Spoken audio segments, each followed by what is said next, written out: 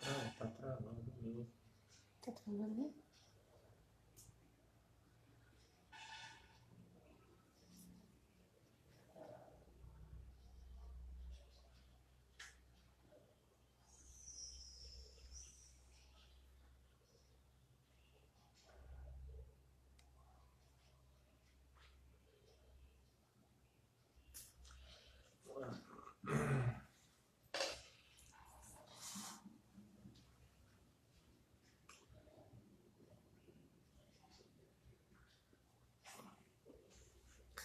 Bom dia, amados irmãos, graça e a paz do nosso Senhor e Salvador Jesus Cristo.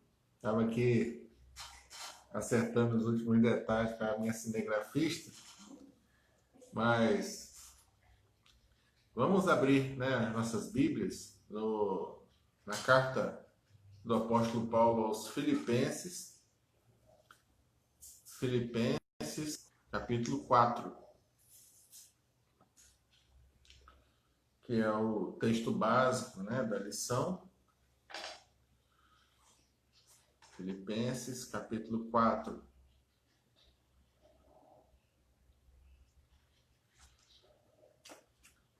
A lição hoje é a lição 12 da nossa revista.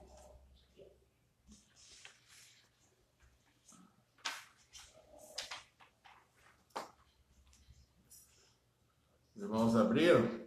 Vamos então fechar os nossos olhos, vamos orar ao Senhor, agradecendo por esta manhã, agradecendo pelas misericórdias do nosso Deus que se renovaram para conosco no dia de hoje. Fechemos os nossos olhos, oremos ao Senhor. Senhor grande Deus, Pai de amor, graças, Senhor, te damos por mais esse dia, Senhor, por mais esta manhã ensolarada, em que o Senhor renovou a nossa vida, as suas misericórdias sobre nós, ó Pai. E pedimos, Senhor, por este dia, continuação das suas bênçãos, ó Pai. Abençoe essa escola que agora vamos ter, Senhor, a dos adolescentes que virá em seguida, das crianças mais tarde, e o culto que daqui a pouco nós vamos prestar ao Senhor, ó Pai. Que este dia de muito trabalho em nossa igreja seja também um dia de crescimento espiritual para todos nós, seja um dia em que o seu nome seja adorado, Senhor, porque Ele é o único digno de louvor. Pedimos ao Pai que o Senhor continue cuidando de todos nós, ó Pai. Continue cuidando do nosso município, do nosso estado, do nosso país, ó Pai. Este momento difícil que temos atravessado. Sabemos, ó Pai, que o Senhor tem o controle de todas as coisas, mas pedimos, Senhor, clamamos, afasta de nós, ó Pai, essa doença. Sara, Senhor, a nossa terra. Se for da tua vontade, ó Pai, que este vírus, ó Pai, esteja sendo erradicado, ó Pai, da nossa nação. Graças te damos, Senhor, porque colocamos a nossa fé em Ti, colocamos a nossa confiança no Senhor, ó Pai. Por isso, pedimos e clamamos como filhos seus, ó Pai. Tenha misericórdia de nós, tenha misericórdia da nossa terra, Senhor. Graças te damos, ó Pai, porque temos sentido o teu cuidado sobre nós, sobre a nossa igreja, ó Pai, sobre as nossas famílias. Esta praga ainda não chegou até nós, ó Pai, em nome de Jesus não chegará. Graças te damos, Senhor, por esse seu cuidado, por essa sua fidelidade para com o seu povo. Ó Senhor, humildemente pedimos, afasta de nós esse mal. Nós oramos hoje para sempre, no nome santo, bendito e precioso de Jesus. Amém, Senhor. Amém. Meus irmãos, Filipenses, capítulo 4,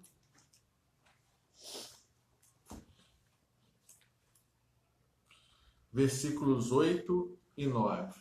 Filipenses 4, versículo 8 e versículo 9. Nos diz assim a palavra do Senhor: finalmente, irmãos, tudo que é verdadeiro, tudo que é respeitável, tudo que é justo, tudo que é puro, tudo que é amável, tudo que é de boa fama, se alguma virtude há e se algum louvor existe, seja isso que ocupe o vosso pensamento. O que também aprendestes e recebestes e ouvistes e vistes em mim, isto praticai, e o Deus da paz será convosco. Bem, meus irmãos, né, nós estamos chegando aqui já no final da nossa revista e no final da carta do apóstolo Paulo aos Filipenses. Né? Já estamos aí no último capítulo da carta, capítulo 4. E já vamos vendo Paulo se encaminhando para o encerramento da carta. Ele já vai aí, né? Se você olhar o versículo 8, ele já vai começar dizendo, finalmente. Quer dizer, depois de tudo o que ele disse na carta, né? A carta da alegria, onde ele fala da alegria cristã, a unidade cristã, o amor fraternal, fala dos seus companheiros, né? E vem falando, né, de como o cristão deve se comportar na vida comunitária, na vida da igreja. Ele, no fim, ele diz, finalmente, quer dizer, depois de tudo o que eu disse, finalmente, tudo que é verdadeiro, ele vai dar aí algumas listas, uma lista de coisas que o crente deve pensar, ter na sua mente, né? E aqui dizendo que a fé cristã, ela é um desafio para nós. Viver a fé cristã é um grande desafio. Sabe por quê, meus irmãos? Porque para viver a fé cristã, nós temos que pegar isso aqui, a teoria, e colocar em prática na nossa vida. É pegar a teologia, é pegar a palavra de Deus e colocar em prática. Nas nossas ações, nossas atitudes, em como nós lidamos com as pessoas à nossa volta, com a nossa família, com os nossos irmãos.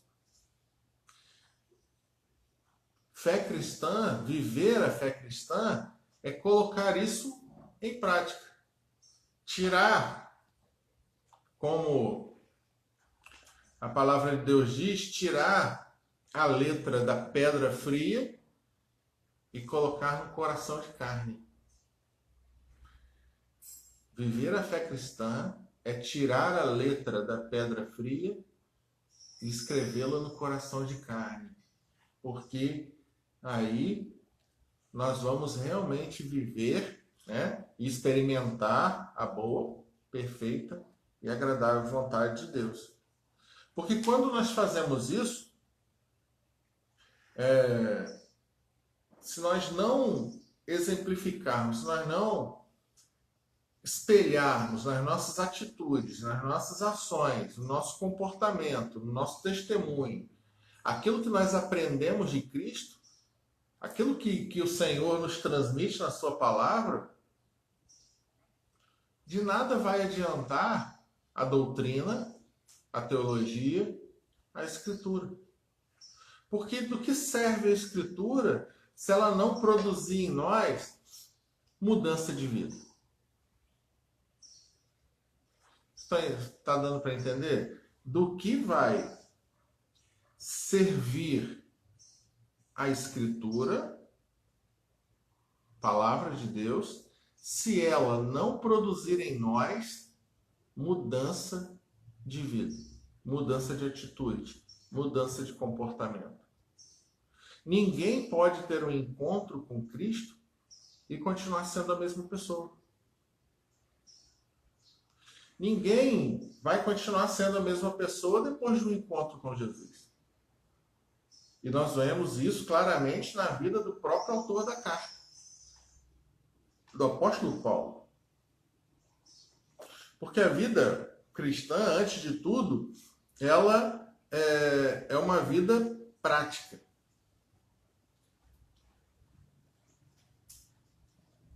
porque Jesus, próprio Jesus, lá em Mateus 25:31 a 46, ele vai dizer que a religião tem a ver com conduta. Não dá para separar uma coisa da outra. Não dá para dizer, eu creio em Deus, eu sigo ao Senhor Jesus, mas o meu comportamento, o meu procedimento, o meu testemunho, a forma que eu lido com as pessoas, com a família, está indo em outra direção. Eu prego uma coisa e vivo outra. Aquilo que eu falo, aquilo que eu falo na igreja, aquilo que eu defendo, aquilo que eu afirmo que eu sigo, está só na pedra, mas não está no coração. Quando eu falo pedra, é porque quando Jeremias escreveu esse texto, a lei estava gravada em pedra. Então, é para tirar a letra da pedra fria e colocar no coração de carne. Porque quando você abraça a fé cristã,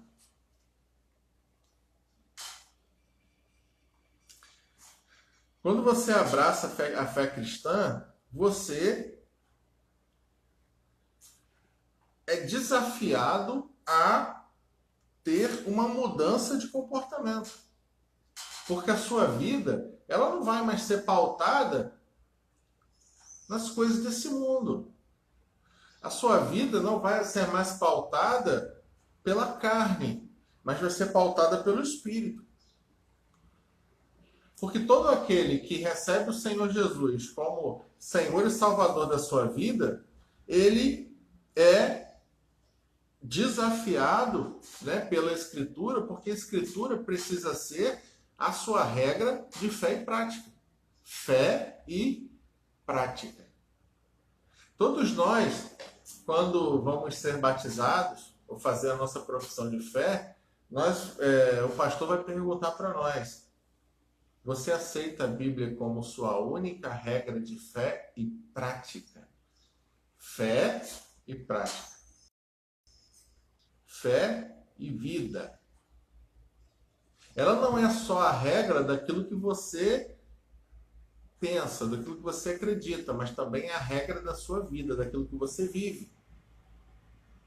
É ela que vai determinar suas ações, tanto no trabalho, como dentro da sua família, na sua vizinhança, na sociedade que você vive. É a Bíblia, a palavra de Deus, que vai te orientar. Porque se você abraça a fé cristã, mas a sua vida continua sendo a vida do velho homem, vivida na carne, de nada vale essa sua fé. Ou você precisa até mesmo repensar se é uma fé genuína. Se é uma fé verdadeira. Ou se você não está se enganando a si mesmo. Porque quando Tiago vai escrever lá que não sejamos apenas ouvintes, mas praticantes da palavra, ele vai completar dizendo, para que nós não enganemos a nós mesmos. Porque aquele que ouve a palavra e não pratica, se engana. Se engana de que forma? Eu sou crente, mas na verdade não é. É isso que Tiago está dizendo. É por isso que Tiago, na fé sem obras, é morta. Por que ele fala isso? Fé sem vida de obras, sem vida de fé, sem que esta fé se manifeste em ações e atitudes, é morta.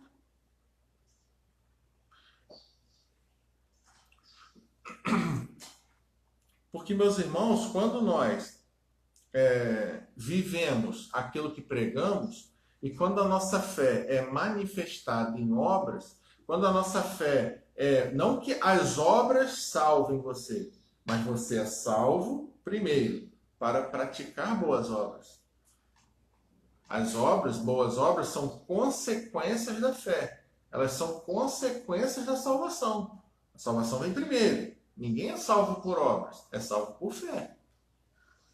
Então, quando você pratica aquilo que você prega e quando você vive aquilo que você crê, você se torna um propagador do evangelho. Porque as pessoas vão olhar para você e vão ver Cristo. Será que nós poderíamos hoje falar como o apóstolo Paulo falou no texto que nós acabamos de ler? Olha o que Paulo fala no versículo 9. O que também aprendestes e recebestes e ouvistes e vistes em mim, isso praticai. E o Deus da paz será convosco. Paulo está falando o que vocês ouviram, o que vocês viram e o que vocês aprenderam em mim, comigo, isso praticai. Ele não está falando apenas daquilo que eles ouviram, das palavras do Evangelho, mas também daquilo que eles viram no procedimento, na atitude, na vida de Paulo. Porque, meus irmãos, o testemunho é tão importante quanto a mensagem. É por isso que quando Cristo encontra os fariseus, ele dizia: vocês são hipócritas. Porque vocês pregam uma coisa, vocês anunciam uma coisa, mas vocês vivem outra. Vocês querem colocar fardos pesados nas costas dos homens, mas o de vocês nem com o dedo vocês mexem. Vocês coam um mosquito quando é para os outros, mas quando é com vocês, vocês engolem um camelo. Vocês enxergam um cisco no olho do seu irmão, mas não vem a trave que está no seu olho. É exatamente sobre isso que Jesus está falando aqui. E o que Paulo está falando agora com os filipenses é: espelhem a vida de vocês na palavra de Deus. Vivam aquilo que vocês aprenderam de Cristo. Sejam imitadores de Cristo.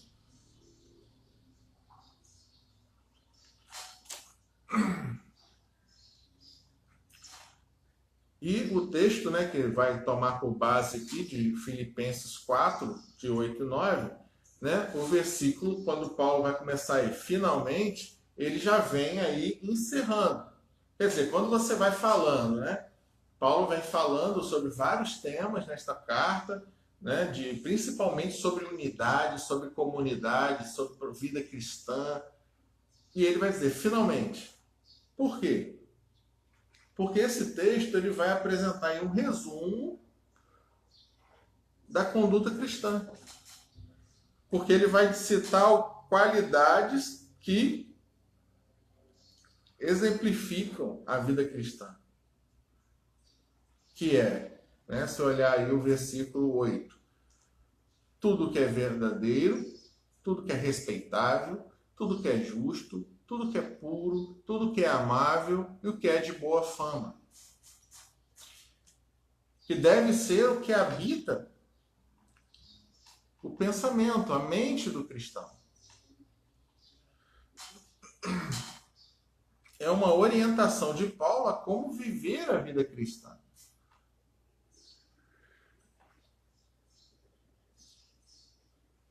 Porque não apenas, ele vai dizer, não apenas no versículo 8, como no versículo 9, que não basta apenas pensar. É preciso colocar em prática. O versículo 8 vai dizer o que pensar, e o versículo 9 vai dizer que esses pensamentos vão levar a uma prática, a uma vida prática. Que isso seja colocado em prática no dia a dia.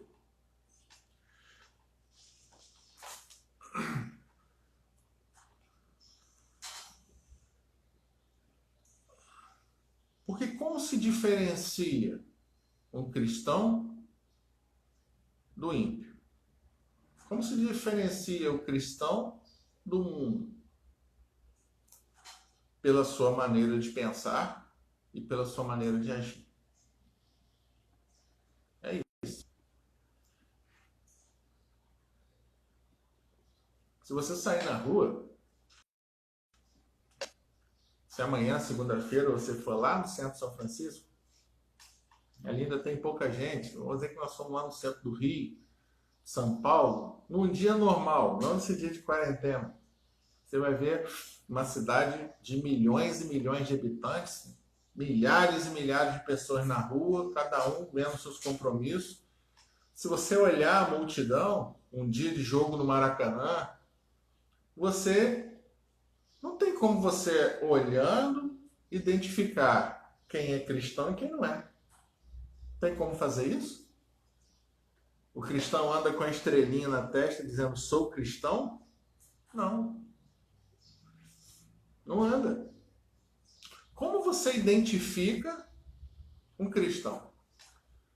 Como lá em Antioquia, os habitantes de Antioquia identificaram os cristãos e chamaram eles pela primeira vez de cristão.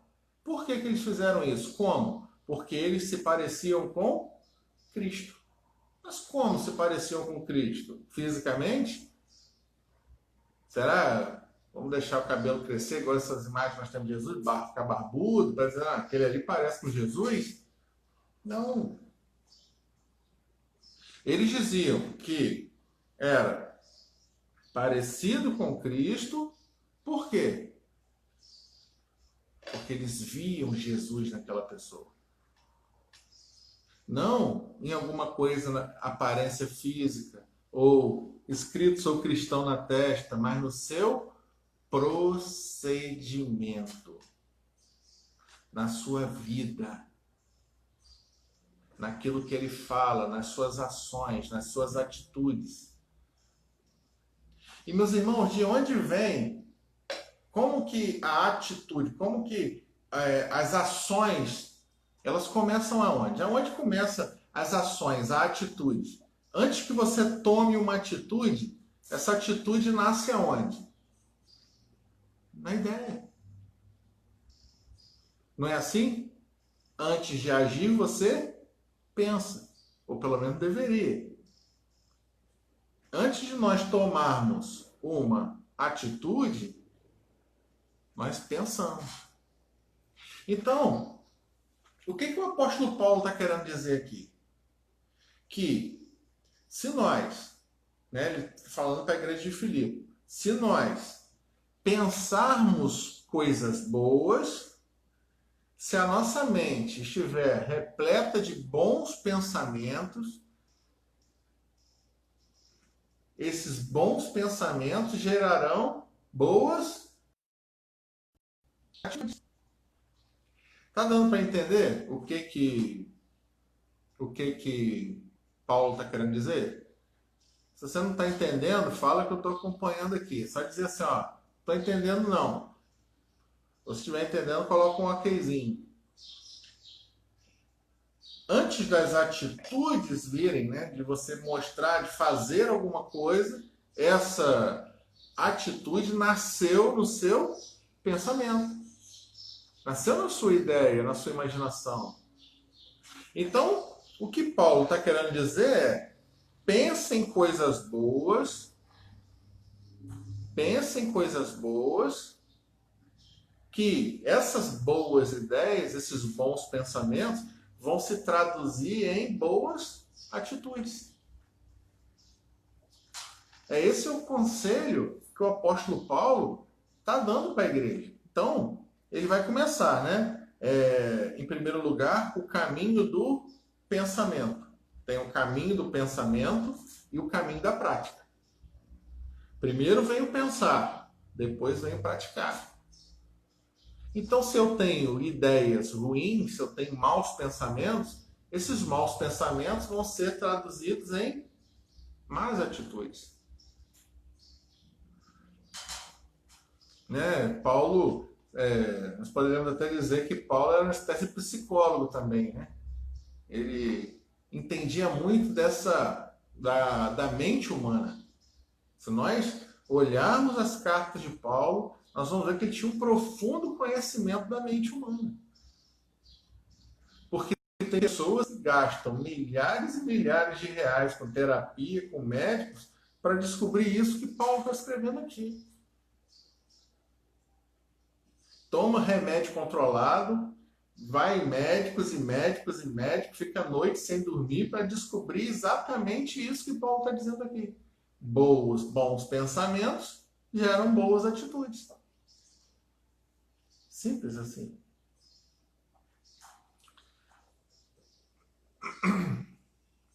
Então, em primeiro lugar, o caminho do pensamento. A conduta cristã, para ser exemplar, ela vai começar no pensamento, pelo que se passa na nossa cabeça. O que Paulo queria para a igreja de Filipos é que eles enchessem as suas mentes e ocupassem as suas mentes com bons pensamentos, com tudo aquilo que fosse bom, digno de elogios. E ele cita, né, a lista de virtudes.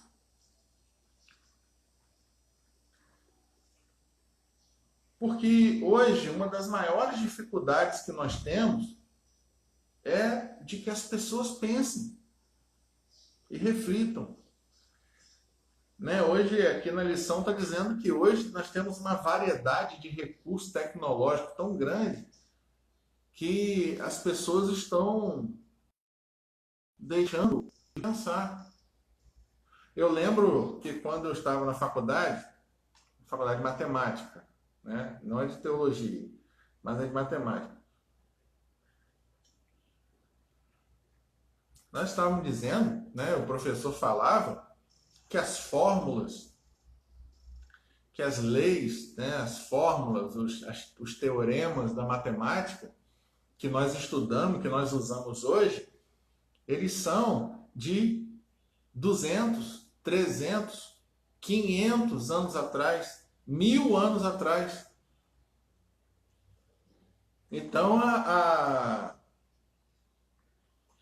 o pensamento humano não está crescendo, ele está diminuindo. Ah, mas hoje a tecnologia está muito avançada, mas tudo que nós temos hoje foi inventado usando essas fórmulas antigas. É só porque nós temos novos materiais. Porque o ser humano está sendo levado a não pensar. O computador pensa por nós. A televisão diz o que nós temos que pensar. Ela manipula o nosso pensamento. Os jornais, a internet, a televisão, não levam você a raciocinar. Elas já dão pronto. O pensamento já entra pronto na sua cabeça. E a lição está dizendo que nós estamos virando máquinas. O ser humano está virando máquina. E já não pensa por conta própria. Vai com a boiada, por assim dizer. Para que nós desenvolvamos uma conduta cristã, é fundamental que nós tenhamos o controle da nossa mente. Como assim o controle da mente? Ocupar a nossa mente, nós ocuparmos a nossa mente com coisas boas. Vou dar um exemplo claro para os dias de hoje. Se você ligar a televisão, se você assistir, por exemplo, um Jornal da Globo, Jornal Nacional, Jornal Hoje, parece comercial de funerária. É um comercial de funerária. Eu acho até que essas funerárias, Boa Viagem, pagam dinheiro, só pode ser isso. Tantos mortos, sei quantos mortos, morreu tanta gente, tanto, mostra cova, mostra cemitério. Isso vai colocando na nossa mente o quê? Nós estamos mortos. Estamos acabados. Acabou tudo. Desespero. Mas e as pessoas que se recuperaram? E as pessoas que tiveram a doença e se recuperaram. Estão boas hoje. Ninguém fala. Ninguém fala das vacinas que estão sendo testadas, que já estão aí quase prontas. Isso ninguém fala. Entende o que eu estou querendo dizer? Eu não estou minimizando a doença, não. Estou falando que aquilo que você pensa é muito importante. A sua mente dirige as suas atitudes. Se você é bombardeado com essas cenas de cemitério, de cova, aquele cemitério cheio de buraco aberto, um monte de gente morta, se você é bombardeado com isso todo dia, você já vai se sentir morto. Você vai entrar em desespero. E é isso que está acontecendo com muitas pessoas. Então é exatamente o que Paulo está querendo dizer, é que para a igreja de Filipos, lá atrás, ocupem as suas mentes com coisas boas. E ele vai listar essas coisas. Né? Em primeiro lugar, né, aqui ele vai dizer tudo que é verdadeiro. Tudo que é verdadeiro. Né? A primeira atitude, a primeira virtude da lista é a verdade. A verdade é fundamental. A verdade é aquilo que precisa merecer a nossa atenção. Porque no mundo de hoje, a verdade anda escassa. Porque aonde está a verdade hoje? Quem está com a verdade nessa época de tantas notícias falsas e de tantas pessoas mentirosas?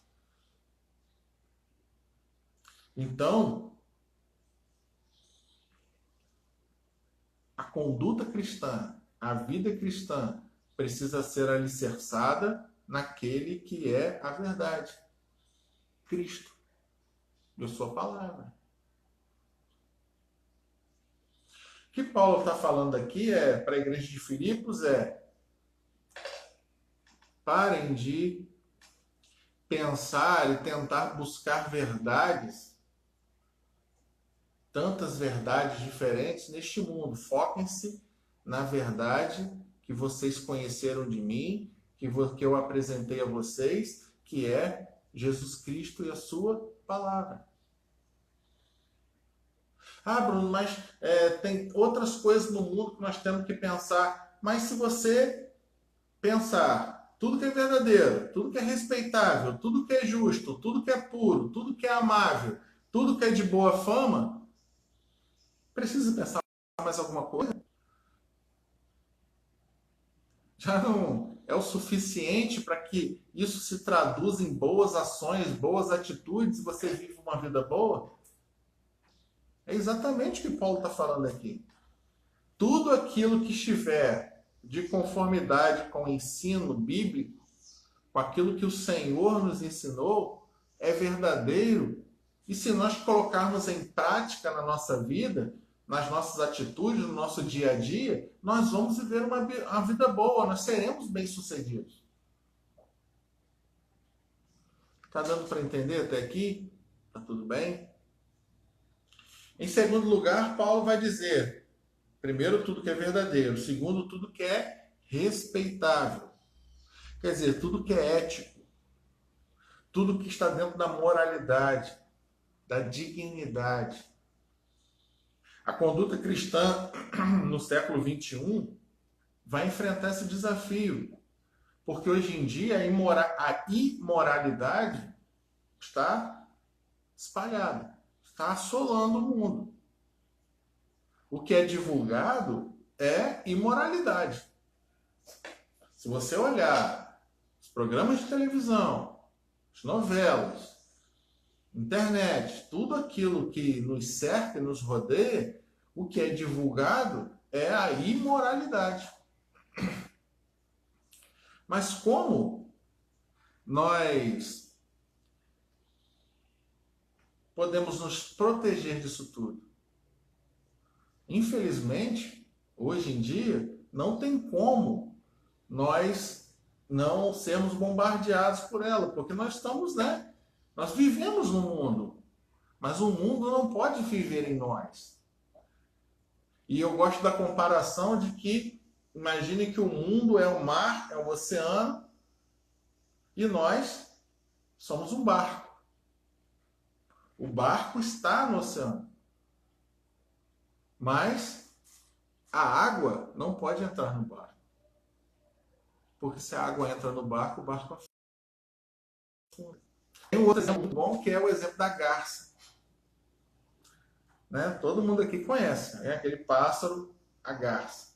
A garça vive nessas beiradas de brejo, de mangue, aqueles lugares de muita lama, né? Aquela lama preta. Mas você já viu uma garça com as penas sujas? Tenta lembrar na sua memória se alguma vez você já viu uma garça nessas beiradas de mangue e de brejo com as penas todas sujas. Já viu? Só se alguém de maldade jogar alguma coisa nela, mas naturalmente ela não é. Ela é branquinha, impecável as penas dela. Por quê? Porque ela está na lama, vive na lama, mas ela não se deixa sujar, contaminar.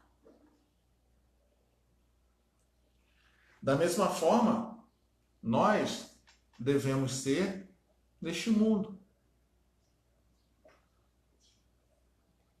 Se nós colocarmos esses bons pensamentos, nós somos desafiados a isso. Por isso que a lição começa falando como?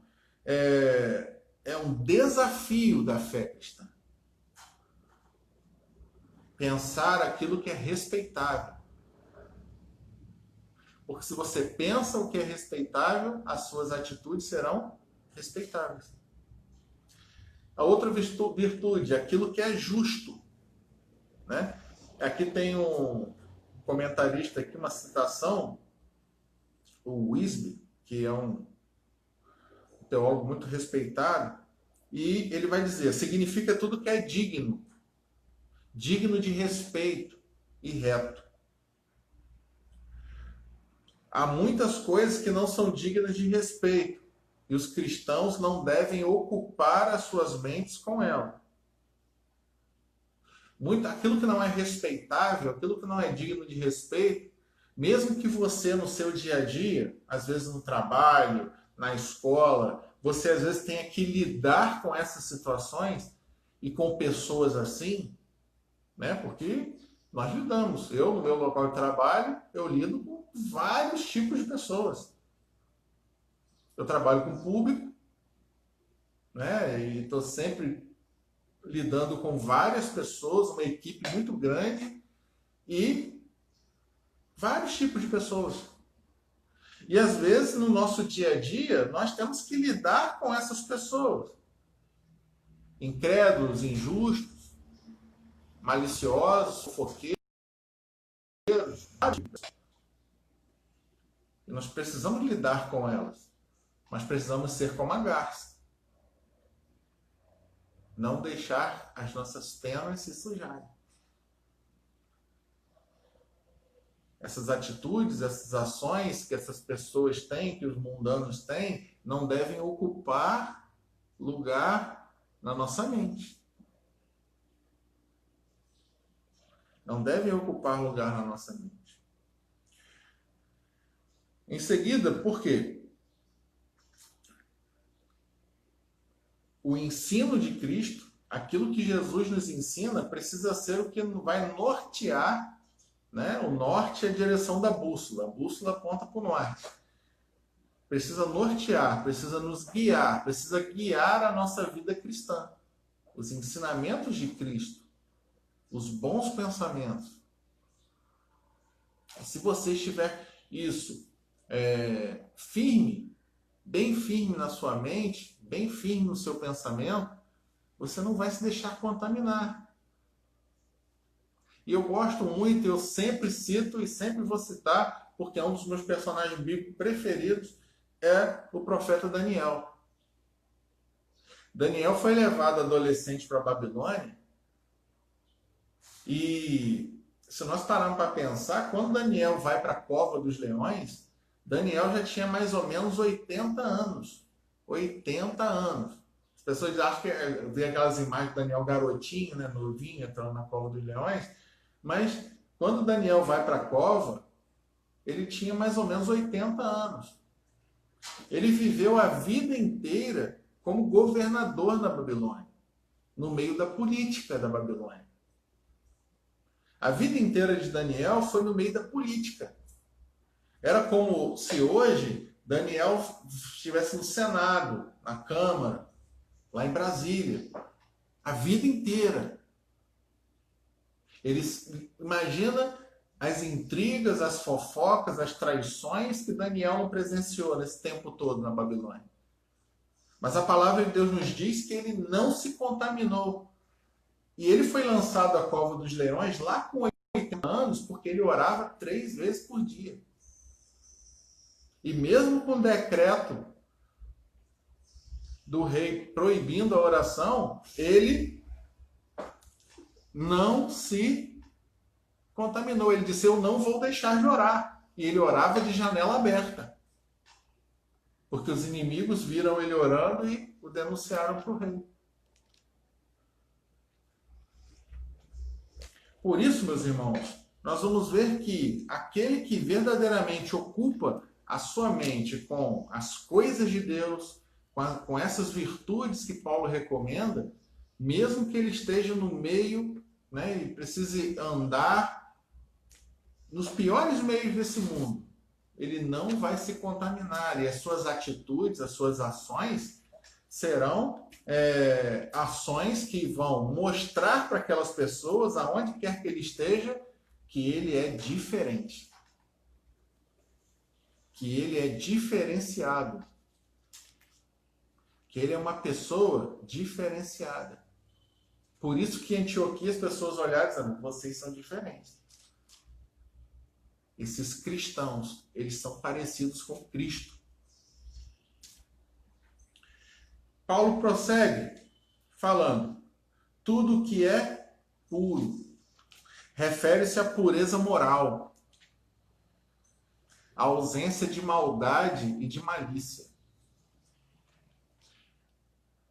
Às vezes eu ouço as pessoas falando, não, mas hoje em dia, para você viver nesse mundo, você tem que ter malícia, você tem que ter maldade. Não. O crente não tem que ter maldade nem malícia. Não é que você vá ser bobo, tem que ser bobo, ou seja feito de bobo. Mas isso não pode ter lugar na sua mente. Porque senão você acaba pensando como as pessoas do mundo e, consequentemente, agindo como as pessoas do mundo.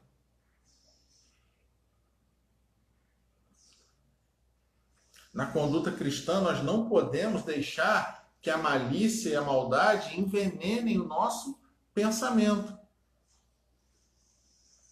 Porque senão nós vamos começar a ter segundas intenções. Nós vamos começar a parecer com o mundo, não com Cristo. Parecer com o mundo, mas não com Jesus.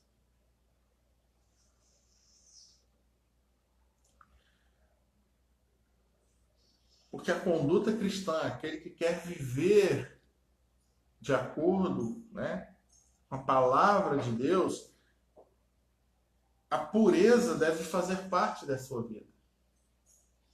Ser puro. Depois, tudo que é amável.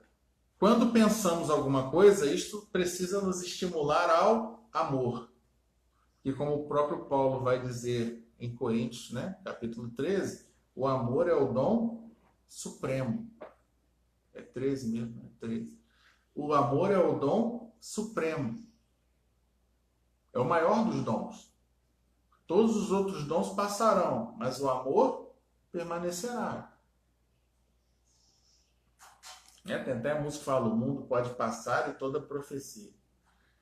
O amor vai permanecer.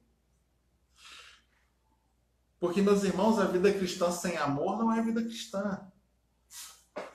E se nós, na nossa mente, no nosso pensamento, não tivermos o amor bem presente, nós, consequentemente, não amaremos.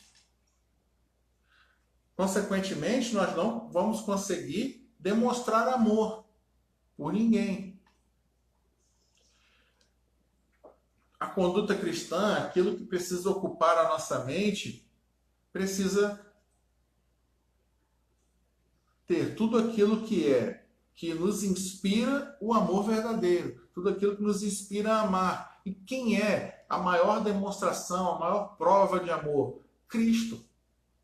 Se ele ocupa o nosso pensamento, e se Cristo está presente, o amor de Cristo está em nós, aquele que pensa amor, ama com mais facilidade. Se o amor ocupa os nossos pensamentos, nós vamos conseguir amar com mais facilidade. Não só aqueles que estão próximos de nós, mas como todos os outros.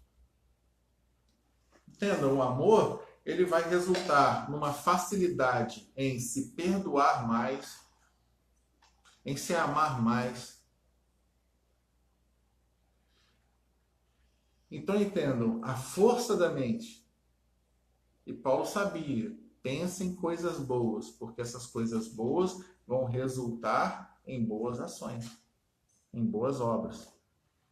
Por fim, tudo que é de boa fama, nós devemos sempre nos perguntar. Pergunta, você quer um exercício? A lição vai dizer que você quer um exercício para você saber identificar na hora se você está tendo bons pensamentos. É você se fazer uma pergunta. Aqui diz: o que eu estou pensando é louvável? Edifica? O que eu tenho pensado edifica? É louvável? É agradável a Deus? Porque se nós fizéssemos esse exercício com mais frequência, nós iríamos evitar muitos comentários desagradáveis, desnecessários e perniciosos. Como é que eu vou explicar de uma forma mais clara? Se você antes pensar o que eu estou pensando agora edifica, você vai colocar uma trava aqui, ó. E as palavras que vão sair da sua boca não serão desagradáveis, desnecessárias ou perniciosas. Explicando melhor, é como quando você fala uma coisa, você diz, falei sem pensar. Já aconteceu com você? Acho que já aconteceu com todo mundo. Você fala, fere, machuca alguém, um comentário desnecessário, e depois você diz, falei sem pensar. Na verdade, você não falou sem pensar. É porque o pensamento que estava na sua cabeça naquela hora não era um pensamento de boa fama. Mas se você souber e aprender, isso é um exercício, a identificar esses maus pensamentos e matá-los na fonte, você vai evitar que eles saiam, porque depois que saem, ele não volta atrás. Você não consegue engolir de volta aquilo que você falou. Por isso que o apóstolo ele vai fazer esse resumo, E vai dizer, e vai mostrar aí a importância do pensamento, que ele vai nos auxiliar muito numa conduta mais saudável.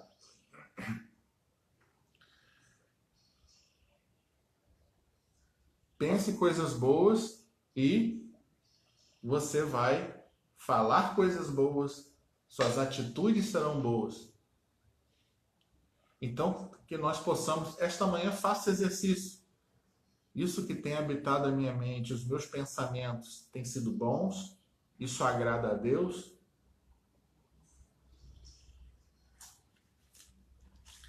O segundo ponto, o caminho da prática, né? No versículo 9, o apóstolo Paulo ele vai orientar, e nós já estamos, né, falando isso, já falamos isso, nós vamos só dar uma passada rápida, nos orienta quanto à prática cristã. Ele vai dizer, o que vocês aprenderam de mim, o que vocês ouviram em mim, isso praticai. E ele vai apresentar aí 5 verbos, né? Aprendestes, recebestes, ouvistes e vistes e praticai. 5 verbos para prática. 5 verbos que vão dizer assim, olha, pratiquem. Pratiquem o que vocês viram em mim. Isso que eu ensinei a vocês, coloquem em prática. Façam esse exercício. Porque a vida cristã, ela é uma experiência de constante aprendizado.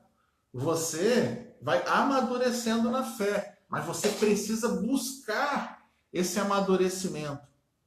Você precisa buscar se amadurecer na fé através do conhecimento da palavra, de uma vida de oração, de uma busca por santificação, você vai se tornando um crente mais maduro espiritualmente.